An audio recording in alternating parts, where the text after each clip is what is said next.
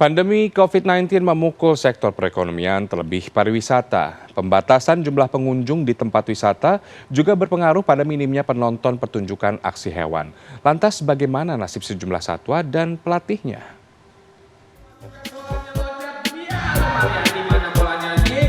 Inilah aksi cerdas dan menggemaskan sejumlah singa laut di Ocean Dream Samudra Ancol, Jakarta.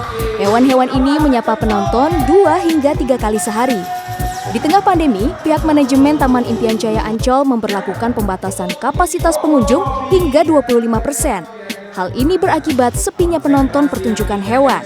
Namun, hal itu tak mematahkan semangat belasan jenis Otaria byronia asal Uruguay, Fursil asal Peru, dan berang-berang yang tentunya juga tak lepas dari peran para pelatih. Salah satunya Supriyatman alias Igor. Ia telah melatih singa laut sejak 2007. Profesi pelatih ia jalani tanpa sengaja. Mulanya Supriyatman bekerja sebagai pemberi pakan hewan. Dari situlah ia mulai berinteraksi dengan singa laut dan mengikuti pelatihan selama sekitar setahun. Walau begitu, kecintaannya akan hewan membuatnya tak pernah jenuh. Kalau saya kan dari kampung ya pasti namanya hewan pasti saya dulu mengembala kambing, main burung itu udah biasa sih. Cuman hanya saja di sini kan hewan yang tidak pernah kita lihat sebelumnya. Selama kita kecil nggak pernah lihat ada namanya singa laut dan tergolong dia hewannya besar seperti buas gigitaring gitu ya. Kaget sih, tapi seneng banget. Nggak ada bosannya deh pokoknya. Tak semudah yang terlihat. Ada momen tertentu ketika hewan-hewan itu bertingkah tidak seperti yang diharapkan.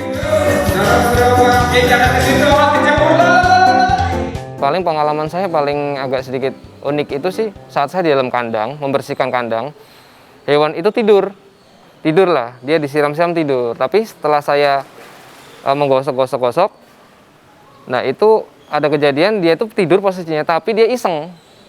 Jadi pantat saya itu didorong sama dia, gitu, didorong masuk ke dalam kolam, tapi dia tidur lagi. Selain itu, emosi anjing laut biasanya menjadi tak stabil pada musim kawin, yaitu pada pertengahan hingga akhir tahun.